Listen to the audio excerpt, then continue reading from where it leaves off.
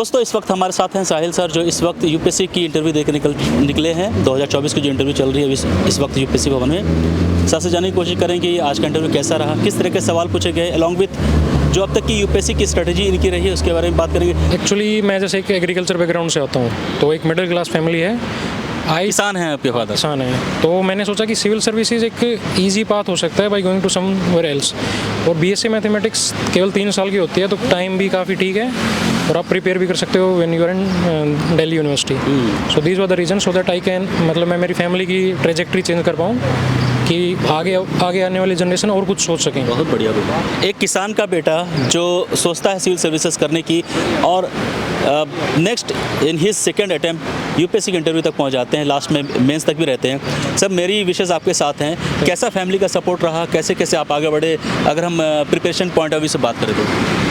Actually मैंने preparation Covid time में start करी थी। तो मेरे 2 साल कॉलेज के कोविड टाइम में थे, ऑनलाइन ही थे, तो मैं घर पे ही रहता था। तो घर से फिर आई थॉट कि यूपीएससी की तैयारी कर लेते हैं।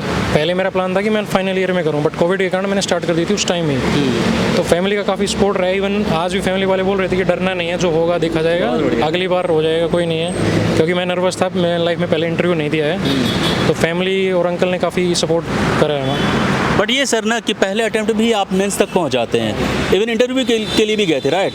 और दूसरे अटैम्प्ट मतलब आपने प्रिपरेशन तो अच्छी से की होगी, मतलब क्या था आपका मैकेनिज्म, तैयारी करने का क्या स्टाइल था?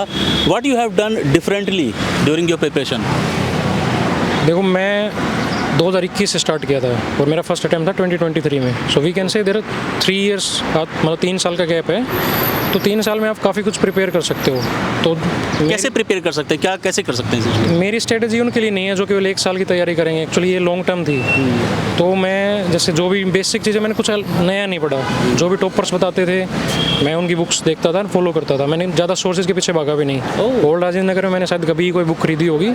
अगर मेरे को कुछ पढ़ना है या मेरे को कुछ लेना तो मैं ऑनलाइन ही ऑर्डर करता था, ताकि मैं डिफरेंट सोर्सेज को देखूँ भी ना और मेरे को फोमो भी ना हो कि भाई मैं ये मिस कर रहा हूँ, बाकी लोग ये पढ़ रहे हैं। Second thing, newspaper like current affair crucial है to be aware about your, because आप यूपीएससी की तैयारी कर रहे हो तो आपको पता भी होना चाहिए। बिल्कुल। तो मैं न्यूज़पेपर पढ़ता था, बट नॉट कि मैं नोट्स बनाऊँ उससे। तो मैं विजन की जो मैगजीन आती थी मंथली, उसको ही फॉलो करता था, अच्छे से फॉलो करता था।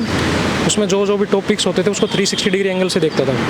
लेट्स से कि कोई भी क्वाड है इंटरनेशनल रिलेशन में, तो मतलब इसको मैं ऐसे देखूंगा कि भाई सारी चीज़ें कवर हो रही हैं। पीवाईक्यू में कुछ पूछा है तो मेरा बेस बहुत रहता था पीवाईक्यूज़ का। प्रीलिम्स के मैंने पीवाईक्यू लास्ट 10 ईयर्स के किए थे, लगभग मैं 15 से ज़्यादा बार कर चुका हूँ पीवाईक्यू। क्योंकि पीवाईक्यू से क्या होता है कि आपको पता लगता है कि यूपीएससी कैसी स्टेटमेंट्स बना रहा है। बाकी एग्जाम से आप कंपेयर करोगे तो स्टेटमेंट्स आर टोटली डिफरेंट। तो अगर आप ये चीज़ चेक कर पाते हो और आप बाकी सोर्सेज के पीछे नहीं भागते हो, तो आई थिंक आप क्लियर कर सकते हो। तो आपको ज़्यादा सोर्सेज के पीछे नहीं भागना है। जो भी अगर आप कोचिंग कर रहे हो या खुद से पढ़ रहे हो, बस वो ही करते रहो। बार बार revision is the key in my opinion. Sir एक चीज़ मुझे अलग लग रही है, जो वैसे तो सभी एस्पिरेंट करते हैं इस चीज़ को, लेकिन आपने रिसोर्सेज किताबें खरीदनी है सारे ऑनलाइन आपने किया। बट एक चीज़, टॉपर्स के वीडियो आपने देखे? हाँ। टॉपर्स के वीडियो देखे, टॉपर्स के नोट्स जो होंगे वो भी आपने देखा होगा। तो टॉपर्स की वीडियो देख के किस तरह से आपने चीज़ों, मतलब एक होता है ना कि 10 टॉपर्स की वीडियो देखी, उसमें से जो बेस्ट इंग्रेडिएंट्स पॉइंट्स है उसको एक डायरी में मेंटेन किया, फिर उसके हिसाब से अपने रोड मैप बनाए।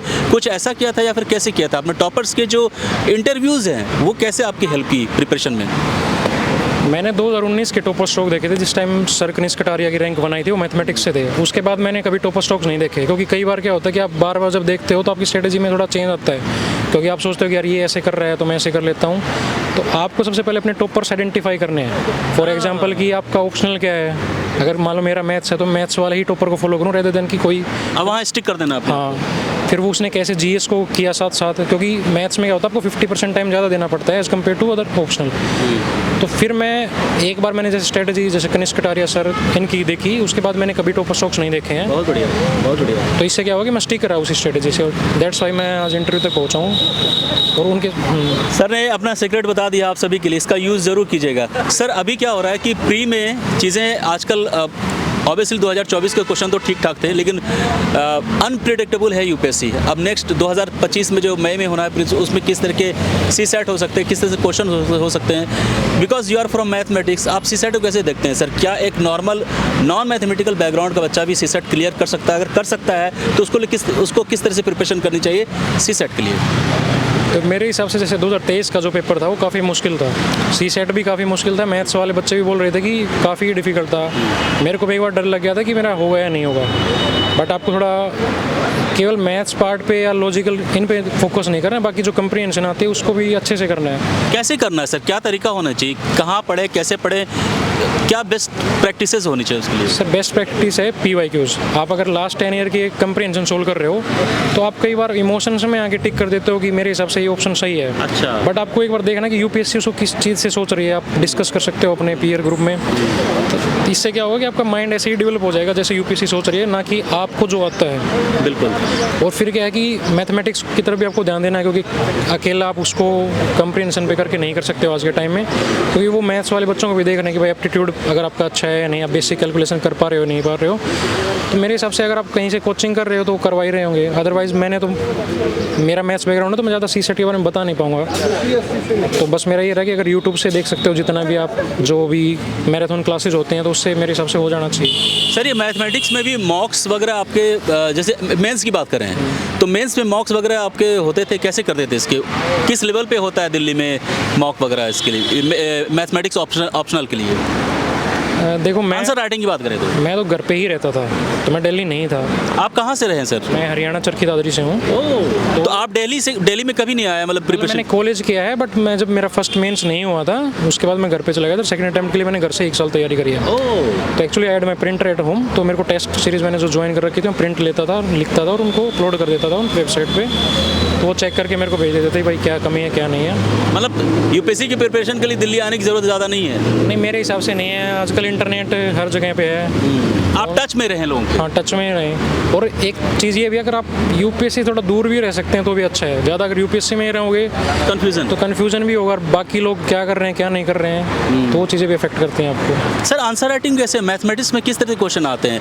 वो कहते हैं कि मैथमेटिक्स में जो सवाल पूछा जा रहा है, जय अंकल जी, जो सवाल पूछा जा रहा है उसका एक्यूरेट जवाब दिया जाता है, तो आपको जितने मार्क्स होते हैं मार्क्स आ जाते हैं। लेकिन ऐसा भी एक प्रोसेस आप लेके जा रहे हैं, करेक्ट प्रोसेस में जा रहे हैं, लेकिन आंसर गलत है तो भी न मार्क्स मिलते, कुछ ऐसा होता है क्या इसमें? नहीं, मेरे हिसाब से तो नहीं होता है, क्योंकि लास्ट ईयर मेरा मैथ्स ही खराब गया था, तो मेरे नहीं कुछ होता है नहीं, ऊपर से मैंने पूरा सारा ठीक किया और बीच में जाके कैलकुलेशन कुछ गड़बड़ी हो रही है, लेकिन ओवरऑल 90% एज ए प्रोसेस आपने सही किया उस मैथमेटिक्स के आंसर को लाने के लिए। आंसर में थोड़ा बहुत गलत है कि मान लो कुछ रूट रह गया, कुछ प्लस माइनस का दिक्कत हो गया, तो मेरे हिसाब से नंबर मिलते हैं। बट लेकिन आप पूरा ही गलत कर रहे हो, बट फिर भी तो नहीं मिलते हैं। सर कौन सी बुक्स हमें फॉलो करने चाहिए ऑप्शनल मैथमेटिक्स के लिए आपके साथ? मैंने तो ज़्यादातर IMS के नोट्स ही फॉलो किए हैं, और मैथ उसके फिजिक्स पार्ट के लिए आप कृष्णा सीरीज़ की बुक फॉलो कर सकते हो। सर मेरी ओपिनियन में आई वुड से कि एवरेज से थोड़ा ऊपर था, ठीक था, जो पूछा गया था मैं बता पाया था, कुछ क्वेश्चन को छोड़ के, एंड जिसको मैं नहीं बता पाया था उसमें मैंने सॉरी बोले थे कि sorry sir I am not able to recall it. और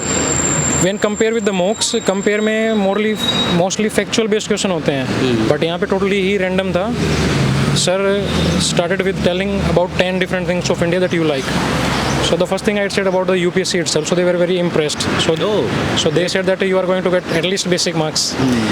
And then they talk about the Delhi University, the fest that system is going on in Delhi. Then they talk about the Delhi Ridge, the tree felling that is happening in Delhi Ridge. So why people are protesting, why Supreme Court has to come. And then they ask about the landfills. Then they asked about the Canada-India relationship, how they are affecting and what happened exactly. And they also asked about the different kind of passports that India have, like white, maroon and blue. Correct. And then they asked about the solid waste management system. And lady member asked some few questions. One was about the Gurugram, that some people are leaving the area and selling their properties to the real estate to get benefits. So how it is impacting the children and their family. So like I told them, gaining income by shortcuts, so it impacts their future, so they can think that they are going to get money easily. I'm only able to recall these kind of questions. What are those questions which you have not replied? Actually, one was related to the diplomats, like when India has removed some diplomats of the Canada, and Canada has done the same. So what exactly the term is called? So I was not able to recall that term. And I guess, in this question only I was to... Is there any question that they ask from current, latest? No. As one candidate said that they ask about Kumbh Mela and something like that. did they ask some very relevant current question from you, whether it is national or international? Except Canada-India relations, they didn't ask anything. It So was totally random. Okay, so I am now coming on your basic. What was your subject in graduation as well as in optional? I have done BSc Mathematics honors from the Hansraj College, so my optional was mathematics also. You are from he's the only candidate who is from mathematics, and ये जो attempt है, which attempt is this? This is my second attempt, second mains and first PT. In first attempt, I missed the interview call by 25 marks. Oh, you gone through mains? Yes, I gone through mains. I couldn't do well in my mathematics. I only scored 200 marks in mathematics. Otherwise, my score was 716 in mains, as I come from the general category, so I couldn't qualify. So I focused on mathematics, as I had focused on the GS part earlier. And this time I think that I've done well in the mathematics, that's why I got the call. Sir, ये एक बहुत बड़ी उपलब्धि है कि आप दोबारा interview के लिए आए। इसका क्रेडिट किसको देना चाहते हैं? ऑब्वियसली आपके गुरु होंगे, मेंटोर होंगे, कोचिंग होंगे, फादर होंगे, पेरेंट्स भी हो सकते हैं, आपके कोई दोस्त भी हो सकते हैं। एक होता है ना, कलेक्टिव एफर्ट्स होती है। कैसे देखते हैं? अकेले तो इंसान आइसोलेशन में कुछ नहीं कर सकता है।